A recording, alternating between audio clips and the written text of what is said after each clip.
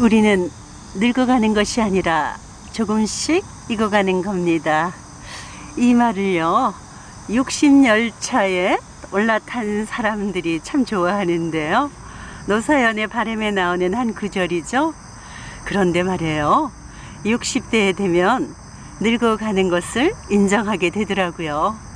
탄력이 없어진 얼굴과 굼뜨는 행동들을 보면서 말이에요. 그럼에도 불구하고 60대는요, 노인으로 가는 가장 아름답고 뜨거운 길목이 아닐까 싶습니다. 안녕하세요. 민소의 마음정원입니다. 오늘은요, 60대를 위한 논어 중에서 꼭 새겨야 할 그 부분들을 들려드릴까 합니다. 그럼 책 속에서 만나보시죠. 초나라 석공이 자로에게 공자의 인품에 관해 물었으나 자로는 대답하지 않았다. 그 사실을 안 공자는 이렇게 말했다.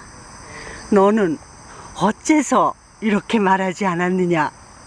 그는 학문에 몰두하여 먹는 것도 있고 도를 즐기느라 근심을 잊은 채 늙어간다는 사실조차 깨닫지 못한 그런 인물이라고. 사람의 인품을 한마디로 설명하기는 상당히 어렵다. 그런 면에서 공자의 이 말은 간결하면서도 정확하고 생생하게 자신을 표현하고 있다는 점에서 매우 좋은 말이다. 이제 조금씩 늙음을 맞이하기 시작한 60대에게는 유난히 마음에 와닿을지도 모르겠다. 기억해두고 자신의 신조로 삼아도 좋을 것이다. 60대가 되면 해마다 늙음에 대한 불안이 커지기 마련이다. 젊었을 때는 멀리 있던 죽음의 그림자가 짙고 가깝게 느껴져서 더러 겁이 나기도 할 것이고, 병에 걸리면 어떡하지? 돈이 다 떨어지면 어쩌나? 스스로 내 몸을 돌보지 못하게 되면 큰일인데 하는 불안한 일들이 끝도 없이 떠올라 마음이 심란해진다. 하지만 생각하면 할수록 불안감은 사라지기는커녕 점점 부풀어 오르기만 한다. 불안해하고 걱정해봐야 좋은 일은 하나도 없다. 그건 아는데요. 나도 모르게 어느새 어떡하지 하고 걱정하게 되는걸요. 이렇게 말하는 사람이라면 자극이 적은데 그 원인이 있는 게 아닐까 싶다. 사람도 잘 만나지도 않고 새로운 일을 접할 기회도 없이 매일 똑같은 나날을 보내고 있다면 달리 생각할 일이 없으므로 마음이 불안한 쪽으로 기울게 된다. 꼭 대단한 자극까지는 아니더라도 마음이 움직이고 의욕이 솟아나는 소소한 자극이 있다면 불안을 느끼는 시간을 줄일 수 있다. 세상에는 말 그대로 죽을 때까지 현역으로 지내는 사람도 있다. 무언가 자기 일에 열중한 사이 어느덧 깨닫고 보니 늙어 죽음을 맞이했다는 느낌이다. 죽음을 맞이하는 데는 더할 나위 없이 이상적인 모습이다. 예를 들어 영화 감독인 신도 가네토 씨가 그러하다. 그는 언제부터인가 이것이 마지막 작품이라고 입버릇처럼 말했다고 하는데, 그 후로도 몇 작품인가를 더 제작하고 100세에 세상을 떠났다. 일이 아니더라도 이른바 예술의 배움으로써 새로운 취미에 도전해보면 어떨까? 게다가 무언가에 열중하게 되면 긍정적인 에너지가 솟아나 마음을 덮치는 불안의 비중을 줄일 수 있다. 그런 식으로 자연스럽게 그러고 보니 요즘 죽음의 그림자를 느끼지 않게 되었어 하는 상태가 될 수 있다면 얼마나 좋은가. 의욕을 이끌어내고 행동으로 실천에 즐기면서 나이를 잇는 것, 그것이 공자의 가르침이다. 추위가 혹독해진 후에야 소나무와 측백나무가 다른 나무보다 뒤늦게 시듬을 깨닫는다. 이 구절은 위기 때 사람의 진면목을 알게 된다는 의미로 많이 쓰이는 말이다. 하지만 나는 인생이란 맥락에서 이 말의 의미를 곱씹는 것을 좋아한다. 나무에는 어딘가 사람이 살아가는 모습과 겹치는 이미지가 있기 때문이다. 한겨울의 소나무와 측백나무를 바라보면 한겨울에도 변함없이 살아있구나 하고 감탄하게 된다. 인생에서 세한, 즉 한겨울의 추위란 상황이 나빠지는 것을 의미한다고 할 수 있다. 60대 입장에서 생각해보면 노후의 생활과 질병, 죽음 등에 대한 막연한 불안감을 들 수 있다. 그럴 때 소나무와 측백나무처럼 흔들리지 않고 살아가려면 어떻게 해야 할까?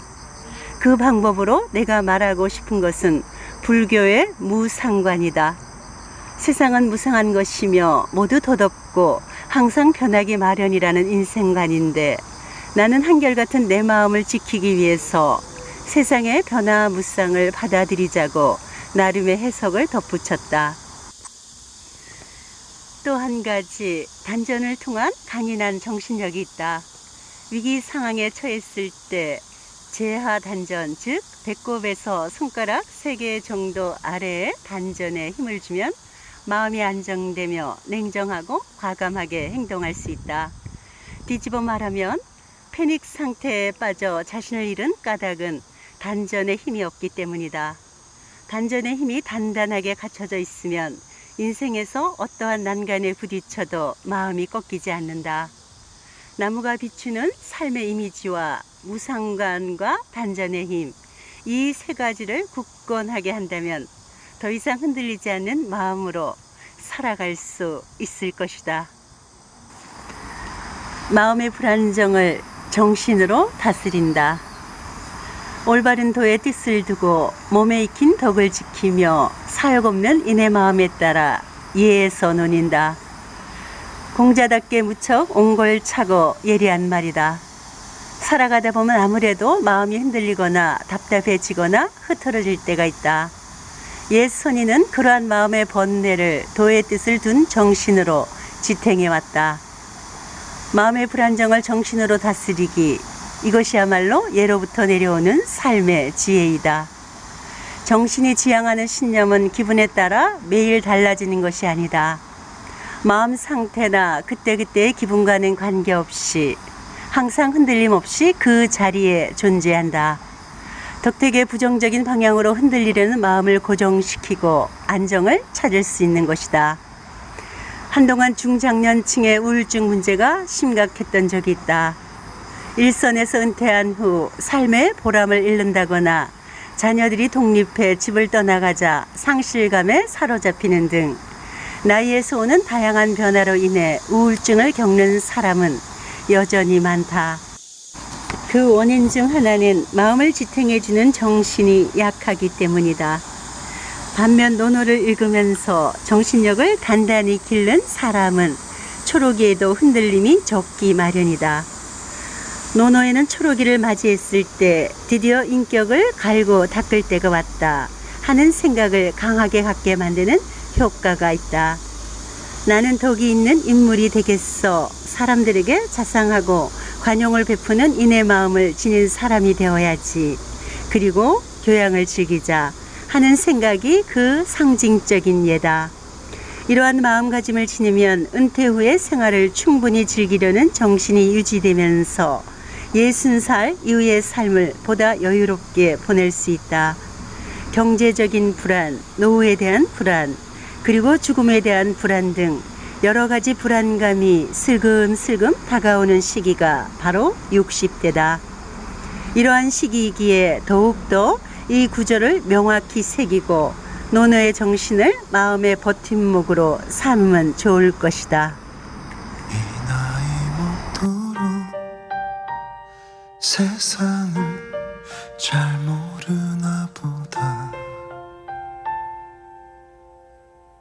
진심을 다해도 나에게 상처를 주네. 이 나이 먹도록 사람을 잘 모르나 보다. 사람은 보여도 마음은 보이지 않아.